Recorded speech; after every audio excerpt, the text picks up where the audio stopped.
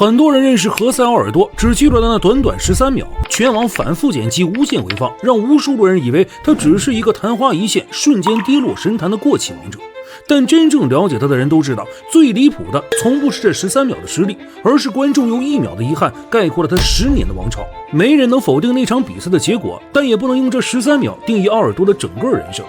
如果格鬥有時代劃分，奧爾多絕對獨佔一個魚耳朵時代。在那個13秒之前，他是整個羽量級賽場無解的暴君，是常年站在山頂無人能夠撼動的統治者。1986年，奧爾多出生在巴西馬瑙斯，他的父親是一名建築工人，家裡條件並不寬裕。小時候的奧爾多最喜歡的其實是足球，他也練過卡布耶拉，後來才開始接觸柔術。可在巴西，喜歡足球的孩子太多了，真正能靠足球改變命運的人卻少得可憐。奧爾多慢慢發現自己在格鬥上或許更有天賦。16歲那年，他做了一個非常冒險的決定，離開家鄉，一個人前往幾千公里之外的里約熱內盧。那時候的他沒什麼錢，也沒有任何名氣，身邊甚至沒有家人照顧，支撐他的只有一個非常簡單的想法，靠打拳活下去。他來到著名的諾瓦聯合訓練館，最困难的時候住在訓練館裡，白天訓練，晚上就睡在墊子旁邊。對於奧爾多來說，每一次訓練都不是在追求夢想，而是在給自己爭一條活路。早年間征戰 WEC 賽場的奧爾多是最純粹的赛场猎手，凶狠果斷，從不拖泥帶水。面對卡布斯旺森，他一记犀利飞膝快速終結對手，乾脆利落拿下勝利。對陣麥克布朗，他憑借極致的攻防拿下羽量級冠軍腰帶，正式開啟屬於自己的統治之路。面對烏利亞·法贝爾，他精準的低掃不斷瓦解對手的移動節奏，一步步鎖死戰局，掌控全場。整整8場 WEC 賽事，奧爾多交出了8场全勝、7次終結的恐怖戰績，2次成功衛冕冠軍頭銜。彼時的他年輕，爆發力拉滿，襲擊、低掃、突進終結樣樣精通，在同級別的賽場裡幾乎找不到能與之抗衡的對手。升入 UFC 之後，奧爾多徹底完成了從嗜血獵手到沉穩守城人的蛻变。褪去年輕氣盛的极致進攻，他不再執着於每一場都暴力終結，而是學会了掌控比賽，穩住局面，守住王座。這不是打法退步，而是頂級強者的成熟與通透，是對賽場、對勝利最極致的敬畏。面對馬克·霍米尼克、肯尼·弗洛里安等一众強敌，他用精準的距離控制、無解的防摔體系、極致的體能管理，穩穩守住每一次衛冕戰。尤其是和查德·门德斯的2番戰，成為他生涯最動人的高光之一。全程高强度對攻，多次陷入逆風局面，但他沒有退縮，沒有崩盤，硬生生頂住壓力，扛住重擊，在絕境中站穩腳跟，拿下勝利。這一刻的奧爾多讓所有人明白，真正的王者不只會順風碾壓，更能在逆風局裡扛住一切，死戰到底。10年 UFC 統治，他憑的從不是運氣，而是日復一日的自律，不斷迭代的技術和遠超常人的賽場韌性。可命運最殘酷的地方，從來不是長期的潰敗，而是10年鋪墊，毀於一瞬。那場萬眾矚目的對決，成了所有觀眾對他最深刻的記憶。沒有漫長的拉鋸試探，沒有調整戰術的機會，沒有全力以赴的攻防博弈，短短13秒，比賽結束。這13秒太特殊了，那是數月艱苦備戰的付諸東流，是一身戰術儲備的無處施展，是一次微小失誤被無限放大，反覆傳播，永久烙印。從此，大眾的記憶被徹底改寫，沒人再頻繁提起他的10年不敗，他的王朝統治，他的逆風翻盤，所有人只記得奧爾多輸了，而且輸得很快，很徹底。世人總習慣用一次失敗否定所有過往，卻忘了真正的強者從不是從不跌倒，而是跌倒之後依然敢重回聚光燈下。UFC 200對陣弗蘭基·艾德加，是他跌落神壇後的強勢反擊。褪去所有浮躁與銳氣，他變得更加克制、沉穩。憑借頂級的防摔、精準的距離把控、冷靜的移動反擊，一步步掌控比賽節奏，重新拿下臨時冠軍腰帶。這場勝利無關碾壓，無關驚豔，卻最能體現奧爾多的風骨。可以接受失敗，但絕不接受被失敗擊潰。別人用13秒否定他，他就用扎扎實實的勝利，一點點贏回自己的尊嚴。更讓人動容的是，功成名就、歷經巔峰與低谷的他，從未躺在過往的榮譽簿上養老。在身體狀態逐年下滑、早已無需證明自己的年紀，奧爾多選擇降重競爭儲量級。要知道，降重是格鬥選手最痛苦、最煎熬的抉擇。更小的級別意味着更快的節奏、更極致的速度、更殘酷的減重考驗。他完全可以體面退役，帶着傳奇冠軍的身份安穩落幕，但他沒有。面對馬龍維拉、佩德羅奧姆尼斯、羅布斯鐵等一眾新生代強敵，他像新人一樣重新排位，從頭打拼，放下王者的身段，放下過往的光環，默默承受減重的痛苦、賽場的衝擊。他早已不需要用冠軍證明偉大，卻依然願意為了熱愛放下一切，重新出發。2024年，退役已久的奧爾多在里約賽場復出，穩穩拿下一致判定勝利。2025年，他正式宣布退役，徹底告別奮鬥一生的擂台。沒有轟轟烈烈的封神落幕，只有溫柔體面的收官。如今再回看奧爾多的職業生涯，那13秒的失利只是他10年傳奇裡微不足道的一個片段，從來不是全部。他統治過一個時代，扛過最狠的逆風，熬過最痛的低谷，即便跌落神壇，也從未低頭認輸。我們總容易被流量裹挾，記住瞬間的潰敗，遺忘長久的堅守，但真正的傳奇從不會被一場失敗定義。13秒可以輸掉一場比賽，卻永遠摧毀不了何塞·奧爾多的風骨與偉大。他告訴所有人，人生最可貴的從來不是永不跌倒，而是歷盡起落依然坦蕩，依然堅韌，依然不負熱愛。都在拼這種節奏。好了，結束了 ，KO， 這是完全直接 KO， 直接 KO。中國最恐怖的重炮殺手橫空出世，波球親侄子慘遭 KO， 氣得波球一臉無奈，憤然離場。在中國有這麼一位年輕的拳王，他以催淚拳法享譽世界。看他的比賽，骨倒地的刺激場面，他便是來自於河南的催淚高手魏寧輝。作為一個自由搏擊選手，他既沒有學習散打，也沒有學習泰拳，而是選擇中國傳統武術八極拳法。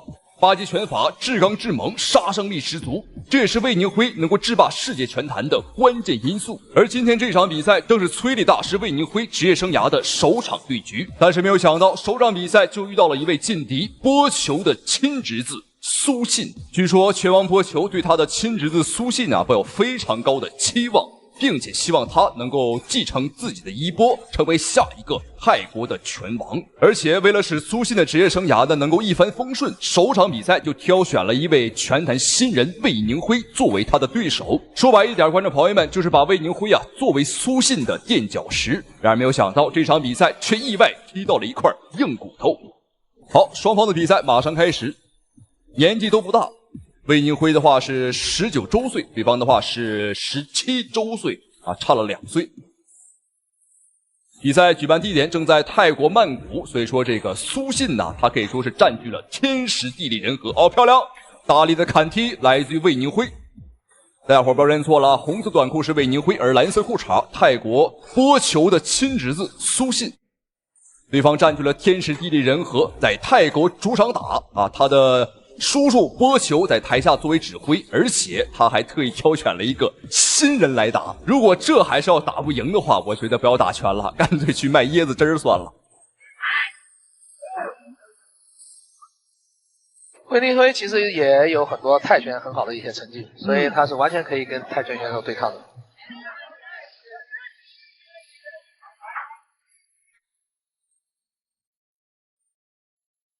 所以就前面还觉得前3板斧，现在实际说自己心上魏寧輝說，我今天這個非常輕鬆贏你，剛那個還有一種低掃兩次把對方這掃倒。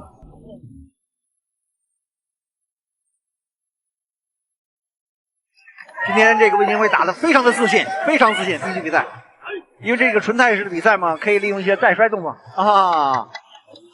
現在打的這場比賽，實際上對方在明，我們在暗。蘇信他是一個非常純正的泰式選手，而魏寧輝他更多的是中國傳統武術八極拳法。好，你看這個拳法，哇，是又快又準啊！多角度進攻，而且還可以轉圈打、接腿打，各種方式怎麼打怎麼有。而波球的侄子蘇信對魏寧輝那是一點都不了解，也不知道我們用的是什麼拳法，沒見過，更沒聽過這個動作。這個蘇信還是著名泰國拳王波球的侄子，對，也算是搏擊世家。當然他還很年輕，現在只有18歲。現在蘇信慢慢的已經能夠適應了這個魏寧輝的進攻的一種節奏了，慢慢已經適應了這是一個泰式飛膝。这个泰国的格鬥在全世界都享有盛譽，這個各種流派都以打敗泰拳為榮。這個出拳了，連續出拳嘛，因為這泰拳規則。哎呀，我覺得魏寧輝好像太鬆了點，剛才這個，其實拿到腿以後應該快速連擊。哇，今天魏寧輝的接腿可以說是怎麼接怎麼有，對方只要一出腿，你看立馬被接住，導致現在蘇信呢有點不敢出腿了。哎，沒臉就接你的腿，然後再打你的臉。雖然說是有着很響亮的名聲啊，是波球的侄子啊，但目前看起來的話，他的確在拳商這一塊不是很高，包括打法和硬度上來講呢，好像貌似也不是很強啊。這就是我們經常說的爛泥扶不上牆。好，第一回合比賽結束，這裡稍作休息。相信在休息階段的話，波球肯定會給他的親侄子蘇信做一些戰術性的指導。不知道在第二回合會不會改變戰術。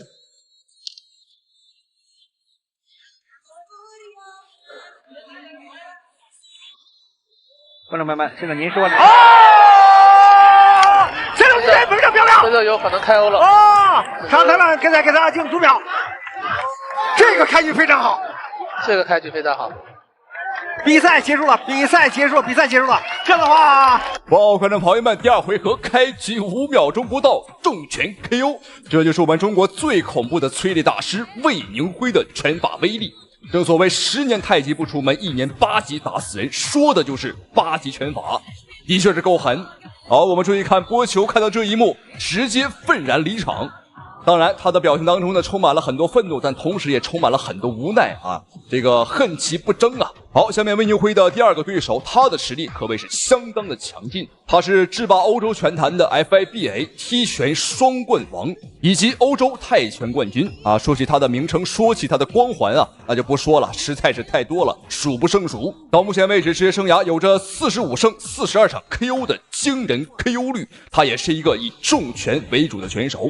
好，雙方的比賽已經開始，我們注意看藍方選手黑色短褲便是歐洲雙冠王完，而紅方選手便是魏寧輝屆的世界冠軍啊，是 KO 率高的情況。對，這幾年他鍛鍊的這個拳打身體這個能力越來越強了。對，完了這個組合能力不錯，是並且單擊的這種打擊效果也不錯啊，對，很有力。魏寧輝最近的這個低掃也加強了很多，是在不久之前還用這個低掃踢倒了蒙國東，對，他等於是他用低掃腿走向了65公斤冠軍這個金腰帶。是的，這個現在是手腳齊全，對，既有拳法又有腿法了，對。對手拳的組合能力很強啊。對，我們看這個歐洲的雙冠王胡安呢，他不僅是進攻上非常的迅猛，而且他的防守意識也非常強。好，邊打邊搖頭。第四，魏寧輝的重拳威力還不夠。雖然說此時魏寧輝啊還是很年輕，但是呢，他的作戰經驗已經非常豐富了。好，對方的防守密不透風。好，但魏寧輝呢主攻對方的肝部，這就是我們的催淚拳法。是。再加上腿法，就更完美了。對，現在魏寧輝這個拳啊，單擊啊，很乾淨啊。對，無論是單擊、連擊，這個落點清晰。對。對手這個低掃啊，抱得很緊，肩架很緊，其實要搖斬。我覺得魏寧輝應該和吳雪松多交流一下。對，這兩個真是完。魏寧輝現在當然腿法也不錯，對，加強了很多腿法的進攻。對。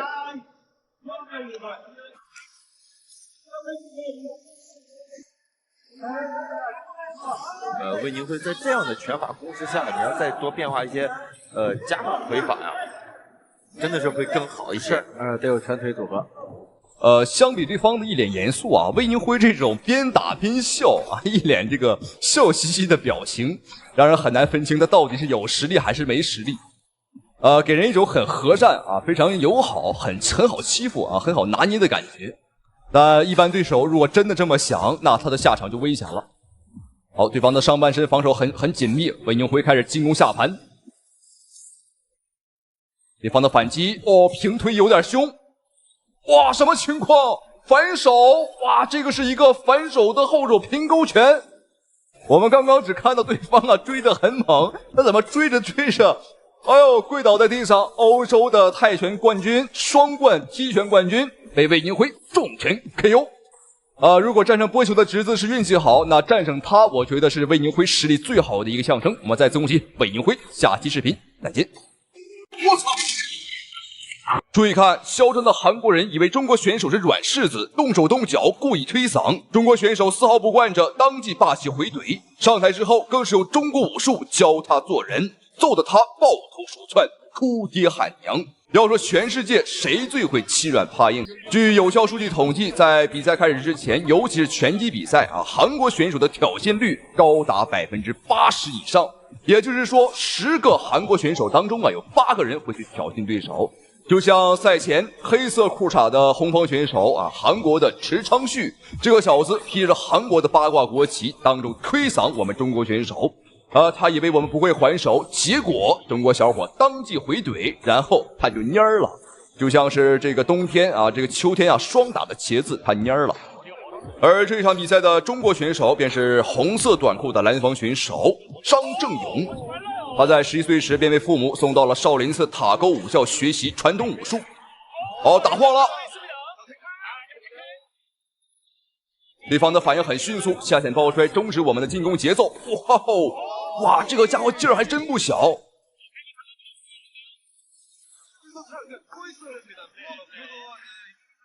今天他們兩個的戰鬥風格是完全不同。而張正勇他便是傳統武術風格更濃一些，拳腿功夫更好。也就是說，我們打站立厲害啊，對方呢這個賴賴唧唧，在打地面比較厲害一些。裁判看不下去了，因為對方啊他只是黏住你，但不進攻。在裁判的眼裡，這屬於消極比賽。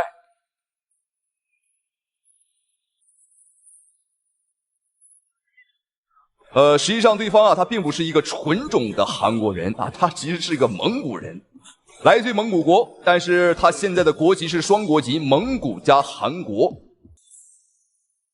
放着好好的牛羊肉不吃啊，你非要跑去韓國吃泡菜，那沒人攔得住你。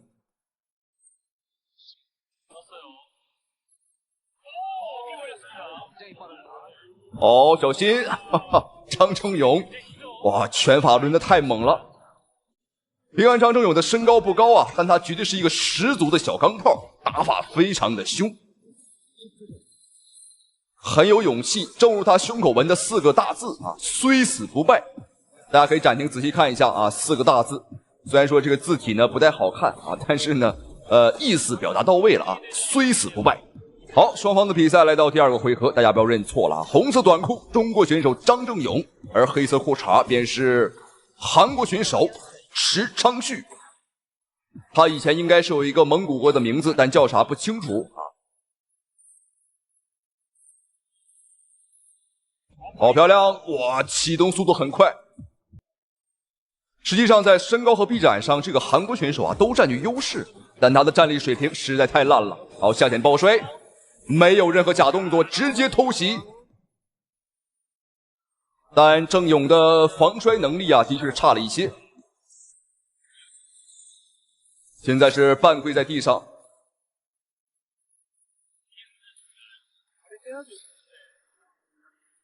好，頂膝。在站立上，我們這邊給到的壓制力還是非常足的。連續的擺拳追擊，大開大合的拳擊風格啊，很有觀賞性。主要是夠不着啊，對方除了跑就是跑。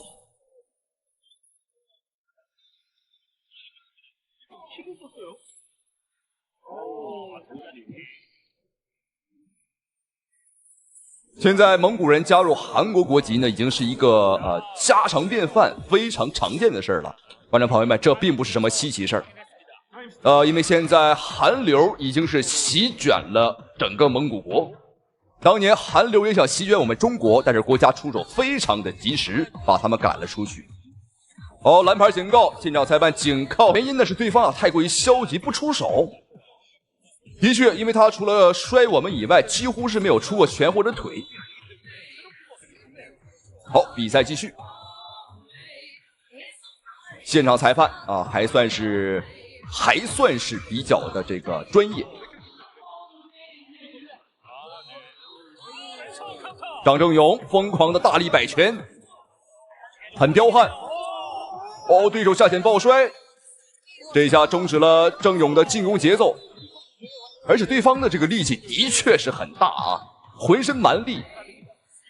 但是他的地面技巧也不强，他只会摔啊，把你放倒。像其他的什么地面砸击啊、地面控制啊，目前来看他的技術水平呢的確是不高啊，這麼不高，他是怎麼敢賽前推搡我們呢？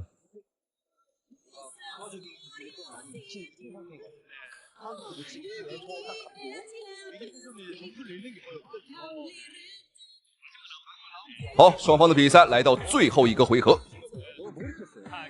大家不要認錯啊！紅色短褲中國選手張正勇哦，而對手沒錯，下線抱摔的便是韓國選手池昌旭。張正勇在比賽結束之後啊，趕緊請一個摔跤好一點的教練嘛，這個防摔還是要練一練。這場比賽呢，幾乎是都沒有防住。好，大力擺拳，瘋狂追擊。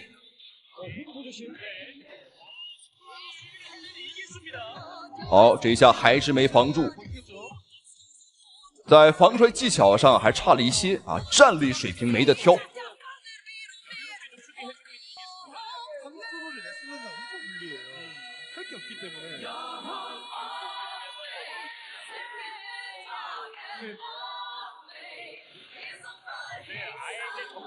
實際上，我們國內的很多綜合格鬥高手啊，都是先從站立高手慢慢的學到了這個地面技術，像張偉麗，包括三大大滿貫王聰，宋亞東，這都是先是練站立，後是練摔跤。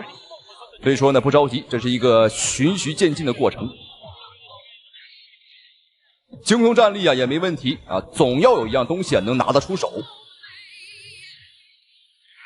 就怕你樣樣通，樣樣鬆。好漂亮，兩拳。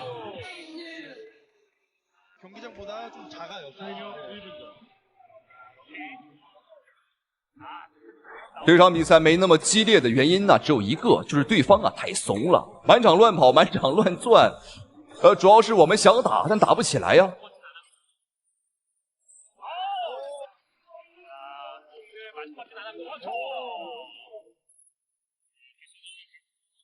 好，前手的擺拳。後手來一個，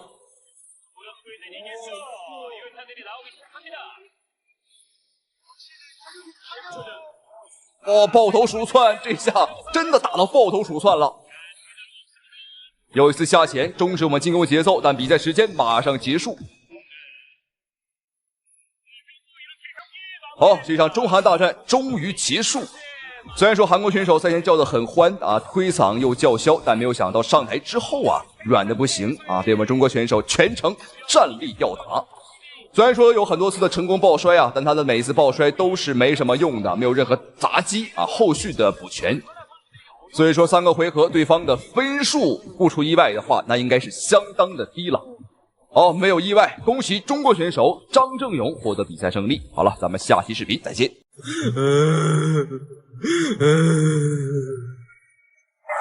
我今天一上來之後的這個重擊啊，打的確實是聲聲作響啊，特別漂亮啊，我們漂亮後手，哎，連續2個。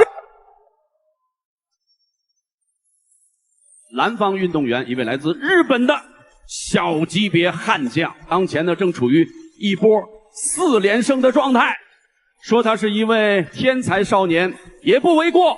莊思李九道。好，觀眾朋友們，歡迎收看本場比賽這一場非常精彩的中日對局。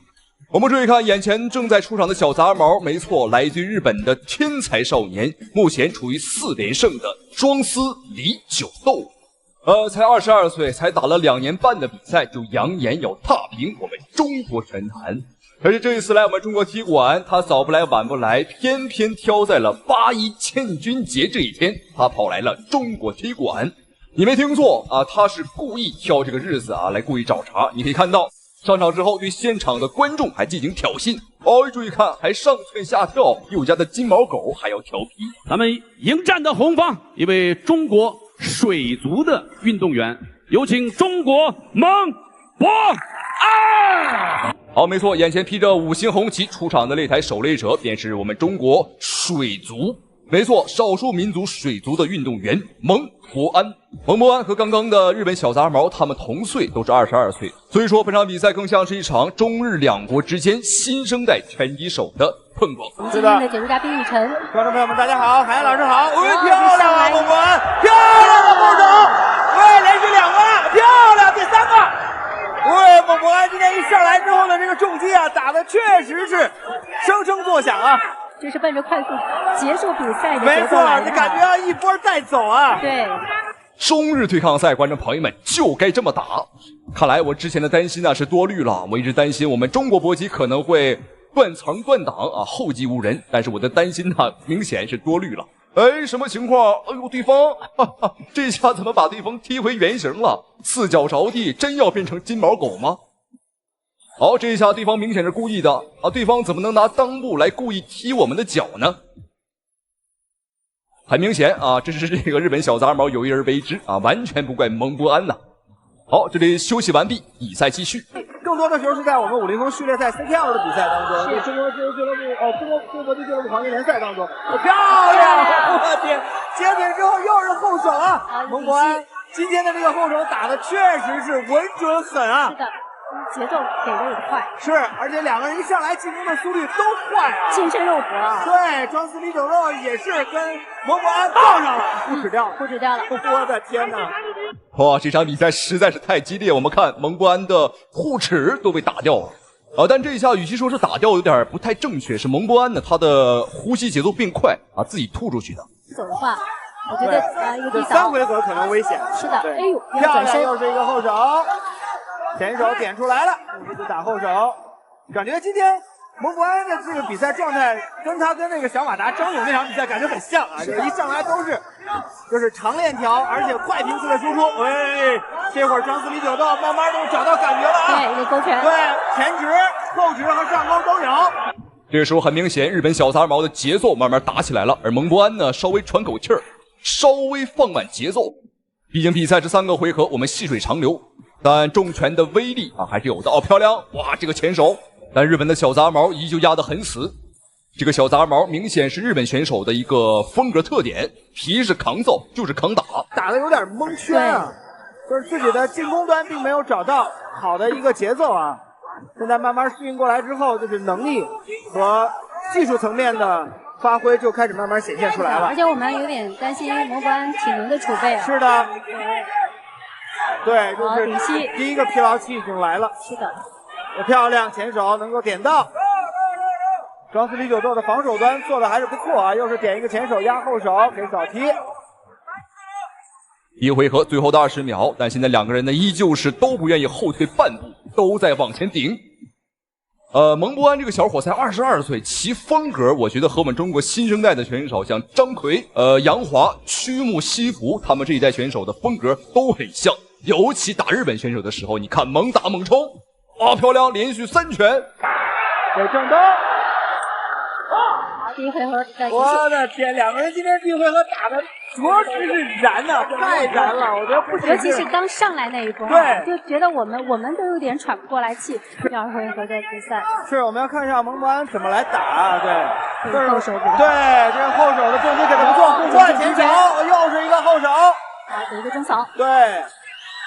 感覺蒙博安可能要在，又是互持掉了，連續的拼拳，莊司李九斗現在是打上勁了。哇，這場火星碰撞地球的對決，雙方真是打出火了。好，我們注意看蒙博安這邊的牙套又一次不小心吐了出來。現在我們中國00後這一批的拳擊手、搏擊運動員真是了不得呀。好，比賽繼續。雙方的戰術依舊沒有任何改變，都是往前頂。你看，打不退呀。好，低掃，对方有些西法，而蒙博安更多的是拳法为主。照这麼打下去的話，雙方的體能可能不到第3個回合就要打光啊！哎，牙頭又飛了。蒙博安示意裁判暫停，但對方小日本還追上來打我們。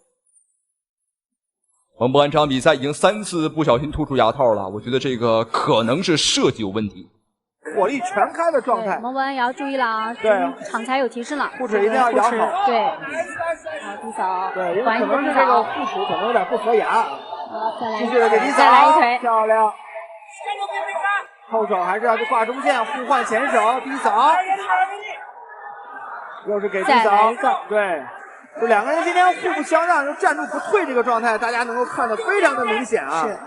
第2個連擊去打，但是我個人會覺得。蒙博安就打完第2回合之後，第3回合可能要考慮一下改變自己的進攻策略了，因為你現在你的後手是能壓進去沒有錯啊，就是有點傷敵1000自損1000的這個狀態，因為兩個人在這回合拳上互中的情況差不多，那麼你在後手上又沒有對手的，就是後手拳的速率，就是他收拳的這下沒有對手快啊。對。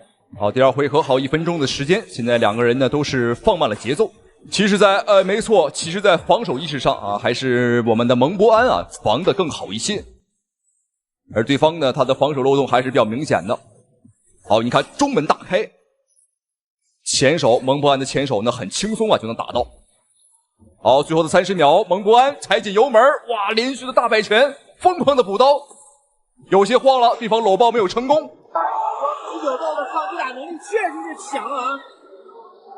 對，雖然在體能端現在